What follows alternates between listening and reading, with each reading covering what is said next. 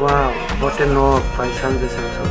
দেখেন প্লেয়ার হলে মনে হওয়া উচিত, কারণ দেখেন এখানে ওয়েস্ট ইন্ডিজের সাথে আজকে খেলা ছিল ইডেন গার্ডেনে।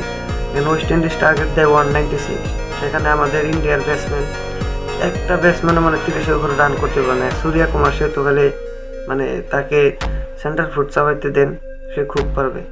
তারপরে যে ভালো ম্যাচে ক্রুশিয়াল ম্যাচে রান করতে দেন পারে না। দেখেন সঞ্জু স্যামসন মানে একলাই সে 97 রান করেছে, বাদ বাকি প্লেয়ার একটা প্লেয়ারও ভালো পারফরমেন্স দিতে পারে নাই। দেখেন 30-এর উপরে রানই করতে পারে না কোনো ব্যাটসম্যান। একটা ব্যাটসম্যান একটু খেলে দিয়েছে, যেটা হলো তিলক বর্মা, 15 বলে 27 রান, সে ভালো খেলে দিয়েছে। তারপর একটা ব্যাটসম্যানও এখানে সফল হতে পারে না। What a knock man!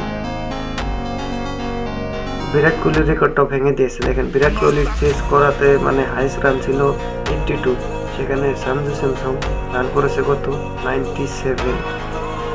Salute ভাই, সেলুট।